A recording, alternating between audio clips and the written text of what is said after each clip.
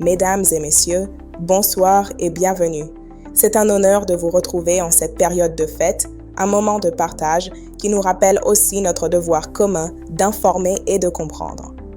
Alors que les familles se réunissent, la nation, elle, fait face à des défis qui ne prennent pas de repos. L'année 2025 qui s'achève n'a pas été de tout repos, comme l'a rappelé le chef de l'État lui-même. De la persistance de la guerre dans l'Est, qui met à rude épreuve notre résilience, aux défaillances critiques de nos services publics, l'heure est au bilan sans complaisance. Ce soir, dans Inside News, nous irons à Uvira, où la réalité du terrain contredit violemment les discours officiels.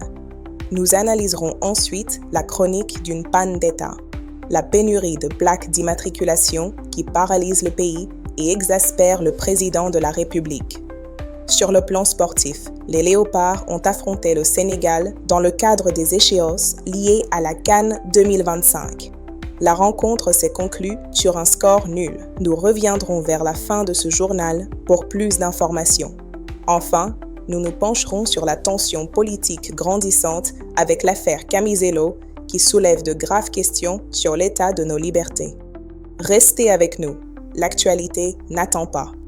Uvira, ville stratégique du Sud Kivu, carrefour économique et humain. Depuis sa chute le 10 décembre dernier, elle est devenue le symbole d'un fossé grandissant, celui qui sépare les communiqués militaires de la dure réalité vécue par les Congolais.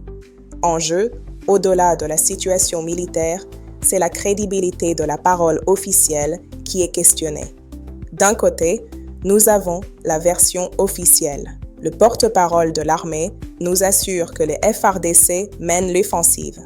Ce vendredi 26 décembre, l'armée affirme avoir bombardé 2 embarcations rapides du M23 au port de Kalundu, transportant armes et matériel depuis le Rwanda. Elle annonce avoir capturé, au cours des 4 derniers jours, 13 rebelles et récupéré 11 armes. L'armée parle d'un retrait forcé des rebelles, contraints de délocaliser leur état-major sous la pression de la puissance de feu loyaliste. De l'autre côté, il y a la réalité du terrain, rapportée par de nombreux habitants et témoins locaux. Jusqu'à ce samedi 27 décembre, Uvira reste solidement contrôlée par le M23. Loin de se retirer, les rebelles y ont même renforcé leur présence. Pour asseoir leur autorité, ils ont organisé ce matin un salongo général, une activité communautaire imposée, confirmant de fait leur emprise administrative sur la ville. Cette dissonance est au cœur de la guerre de l'information. Lorsque des rumeurs ont fait état d'un avion Sukhoi 25 abattu, l'armée a immédiatement démenti, qualifiant l'information de diversion destinée à détourner l'attention. Mais l'attention, justement, reste fixée sur le sort des civils. Le Conseil des ministres de ce vendredi a lui-même reconnu la dégradation de la situation humanitaire des compatriotes déplacés. C'est dans ce contexte que le Conseil de sécurité de l'ONU a renouvelé le 19 décembre le mandat de la MONUSCO par sa résolution 2208, avec pour priorité stratégique la protection des populations, notamment dans les zones occupées par la coalition RDF-M23. 2 questions se posent alors avec acuité. Alors que les communiqués officiels se veulent rassurants, comment expliquer que la population d'Uvira vive toujours sous le joug des rebelles, près de 3 semaines après la chute de la ville? Et puis, la communauté internationale renouvelle le mandat de la MONUSCO pour protéger les civils. Mais quelle est la valeur de cette résolution si sur le terrain, l'emprise des groupes armés ne semble pas faiblir? Cette crise sécuritaire met en lumière les menaces extérieures, mais elle révèle aussi une fragilité interne, celle d'un État qui peine parfois à assurer ses fonctions les plus élémentaires. Comme nous allons le voir avec cette incroyable pénurie de plaques d'immatriculation. Parfois, un problème en apparence simple et administratif révèle les dysfonctionnements les plus profonds d'un appareil d'État. C'est le cas de la pénurie de plaques d'immatriculation, une crise qui a des conséquences directes et graves sur la sécurité, les finances publiques et le quotidien de millions de Congolais. Le constat, brutal, a été fait au plus haut sommet de l'État. Lors du Conseil des ministres de ce vendredi, le président Félix Tshisekedi a exprimé sa vive préoccupation face à une rupture, voire une rareté persistante des plaques sur l'ensemble du territoire, et ce, depuis une longue période. Les conséquences, qualifiées de graves et inacceptables par le chef de l'État, dressent le portrait d'un État affaibli. Premièrement, une atteinte à l'autorité de l'État, avec des milliers de véhicules circulant sans identification réglementaire. Deuxièmement, la multiplication des fraudes avec l'usage de plaques temporaires pour échapper au contrôle. Troisièmement, une entrave à la justice, rendant difficile l'identification des véhicules impliqués dans des accidents, des infractions ou des actes criminels. Quatrièmement, des pertes significatives de recettes pour un trésor public qui en a cruellement besoin. Et enfin, une insécurité accrue sur les routes. Le compte-rendu officiel n'hésite pas à parler d'une défaillance manifeste du service légalement habilité. Face à cette situation, la réponse du président se veut ferme. Il a instruit formellement le ministre des Finances de prendre sans délai toutes les mesures nécessaires afin de mettre un terme définitif à cette rupture. Plus encore, il exige qu'une solution structurelle soit proposée avant la fin du mois de janvier 2026. Un nouveau mécanisme sécurisé qui intégrerait la délivrance des plaques directement dans le processus de dédouanement des véhicules. L'objectif est de garantir traçabilité, transparence et sécurité. Mais là encore, des questions demeurent. Comment un service aussi fondamental pour la souveraineté de l'État a-t-il pu s'effondrer à ce point sans qu'aucune mesure ne soit prise pendant si longtemps? Et au-delà des instructions présidentielles, quelle garantie les citoyens ont-ils que ce nouveau mécanisme ne créera pas une nouvelle filière de corruption, alors que l'ancien a si visiblement échoué? Quand l'administration défaille, c'est la confiance qui s'érode. Une confiance également mise à mal sur le terrain politique où les tensions autour des libertés fondamentales sont de plus en plus vives, comme l'illustre l'affaire Canizelo. Cette affaire est devenue, en quelques heures, un symbole des tensions qui traversent notre scène politique. Elle pose une question essentielle. Où se situe la frontière entre la critique, même la plus virulente, et l'infraction pénale? Et quelles sont les limites à ne pas franchir dans le traitement d'un opposant politique par l'appareil d'État? Les faits d'abord. L'opposant Parole Camizelo, aussi connu sous le pseudonyme de Maîtrisable, a été arrêté il y a plusieurs jours. Après une détention au secret, il a été transféré au parquet de grande instance de Kinshasa-Gombe ce vendredi 26 décembre. Il est poursuivi pour 2 infractions. La diffusion de fausses informations, une infraction prévue par le Code du numérique, et l'offense au chef de l'État, une infraction définie par une ordonnance-loi datant de 1963. Mais l'élément qui a mis le feu aux poudres est la diffusion sur les réseaux sociaux d'une vidéo. On y voit un Parole Camizelo visiblement affaibli, demandant pardon au couple présidentiel pour des propos antérieurs. Pour l'opposition, cette séquence est intolérable. Ferdinand Cambéré, cadre du PPRD, parle d'une humiliation publique et d'un traitement dégradant, formellement prohibé par notre Constitution. Une position partagée par plusieurs autres voix de l'opposition, dont Alain Bolodjoa, qui dénonce une instrumentalisation des services publics à des fins politiques et évoque une dérive autoritaire visant à réduire au silence toute critique. Ce dossier nous oblige à nous interroger. Indépendamment de la nature des propos tenus, la diffusion d'excuses filmées en détention est-elle une pratique compatible avec les principes d'un État de droit? Et cette loi sur l'offense au chef de l'État, une ordonnance-loi datant de 1963, ne devient-elle pas aujourd'hui un outil pour étouffer toute critique, même la plus acerbe, au détriment du débat démocratique? Des questions qui touchent au cœur de notre contrat social. L'appareil judiciaire congolais joue un double rôle fondamental. Il est à la fois un moteur de modernisation de l'État et l'arbitre ultime des conflits politiques les plus sensibles, notamment au niveau provincial. D'une part, la réforme.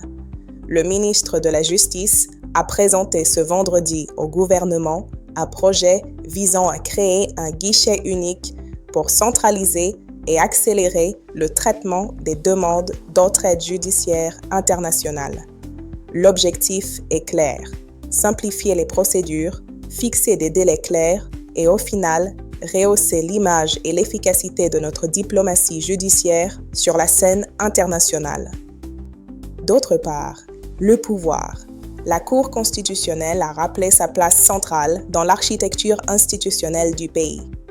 Par un arrêt rendu ce 26 décembre, elle a annulé la déchéance de Paulin Lendongolia et l'a rétabli dans ses fonctions de gouverneur de la province de la Chopo. Cette décision intervient plus d'un mois après sa destitution par l'Assemblée provinciale pour des faits présumés de mégestion. Une décision qui démontre que la justice reste le dernier recours face aux instabilités politiques provinciales. Rappelons le pouvoir de la Haute Cour face à des assemblées souvent en proie à des luttes d'influence. Si la justice tranche sur les querelles au sommet, les citoyens, eux, attendent des réponses concrètes à leurs besoins quotidiens. Et dans ce domaine, entre les grandes promesses et la réalité du terrain, le contraste est souvent saisissant. Améliorer les services essentiels est une promesse constante du gouvernement. Mais entre les grandes stratégies nationales et les initiatives locales, la réception par la population est souvent mitigée, face à des attentes immenses et des réalités quotidiennes difficiles. Côté vision à long terme, le gouvernement a adopté la politique nationale du service public de l'eau. Les objectifs sont ambitieux. Atteindre un taux d'accès à l'eau potable de 90% en zone urbaine et 70% en zone rurale d'ici 2035. Une stratégie qui doit structurer les investissements et la gouvernance du secteur pour les années à venir. En contraste, une initiative locale et immédiate, le programme Bus de nuit Yaofele à Kinshasa, offrant des transports gratuits de 22h à 5h du matin, une mesure temporaire prévue jusqu'au 20 janvier prochain. Nous avons recueilli les réactions des femmes quinoises. Si certaines, qui travaillent tard, jugent l'initiative utile, beaucoup la critiquent. Elles estiment que l'horaire ne répond pas aux besoins de la majorité qui se déplace en journée. Elles auraient préféré des actions concrètes sur les tarifs des transports de jour ou encore une lutte plus sérieuse contre l'insalubrité qui gangrène la capitale. Une illustration parfaite du décalage qui peut exister entre une politique publique et les priorités vécues par les citoyens. Du décalage des services publics à l'unisson d'une passion nationale. Après les préoccupations du quotidien, place à la ferveur qui rassemble, le football. Nos léopards tiennent le Sénégal en échec, mais le suspense reste entier. C'était le choc du groupe D. La République démocratique du Congo affrontait le Sénégal, l'un des favoris de la compétition. Au terme d'un match intense, les deux équipes se sont neutralisées sur le score de 1 but partout. Nos léopards ont ouvert la marque grâce à un but de Cédric Bakambu. Mais la joie a été de courte durée. Les Lions de la Teranga ont réagi et égalisé par l'intermédiaire de Sadio Mané. Avec ce résultat nul, la RDC et le Sénégal se partagent la tête du groupe avec 4 points chacun. La qualification pour les huitièmes de finale n'est donc pas encore acquise. Tout se jouera lors de la 3e et dernière journée de la phase de groupe. Le suspense reste entier et le soutien de toute une nation sera indispensable. Pour terminer ce journal, voici l'essentiel du reste de l'actualité en bref. À Walikale, 4 enfants blessés par l'explosion d'une grenade. Drame le jour de Noël dans le territoire de Walikale au Nord Kivu. 4 enfants âgés de 10 à 15 ans ont été blessés, dont un grièvement par une grenade qu'ils ont découverte dans un champ. Cet incident tragique rappelle que la zone reste polluée par des engins non explosés suite au récent conflit. La population locale, contrainte de cultiver ces terres pour survivre, réclame une opération de dépollution urgente pour travailler en sécurité. Commerce extérieur. La dématérialisation des documents devient obligatoire. Le gouvernement accélère la modernisation. Dès ce 29 décembre 2025, la transmission électronique de tous les documents d'import-export via le guichet unique devient obligatoire. Toute opération réalisée en dehors de ce circuit sera considérée comme une infraction. Le déploiement sera progressif, en commençant par Kinshasa. L'objectif est de renforcer la transparence, de sécuriser les recettes de l'État et d'améliorer le climat des affaires. Gouvernement, les ministres appelés à une auto-évaluation rigoureuse. L'heure du bilan a sonné au sein de l'exécutif. Le président de la République a demandé à chaque membre du gouvernement de procéder à une évaluation personnelle honnête et rigoureuse de son action en 2025. Il leur est demandé d'identifier clairement les échecs, les succès et les ajustements nécessaires pour améliorer l'impact de l'action publique en 2026. Une démarche de redevabilité avant d'entamer la nouvelle année. L'heure est venue de refermer cette édition. Pour résumer l'essentiel de ce soir. Premièrement, la situation sécuritaire à Uvira reste critique et sous le contrôle du M23, malgré les affirmations contraires. Ensuite, face à une pénurie de plaques d'immatriculation, devenue un symbole de l'inefficacité de l'État, le président a lancé un ultimatum à son gouvernement et l'affaire Camisello cristallise les tensions entre pouvoir et opposition autour de la liberté d'expression. Pour finir, sur le terrain de la CAN, nos léopards ont obtenu un nul précieux, 1-1, contre le Sénégal, gardant intact l'espoir de qualification. Notre pensée du jour. En cette fin d'année, entre les bilans officiels et les réalités vécues, l'exigence de vérité n'a jamais été aussi fondamentale pour construire l'avenir que nous devons à notre nation. Toute l'équipe de Inside News RDC vous remercie de votre confiance. Nous vous donnons rendez-vous demain à la même heure pour une nouvelle page de l'actualité. Que Dieu bénisse la République démocratique du Congo. D'ici là, portez-vous bien. Bonne soirée à tous.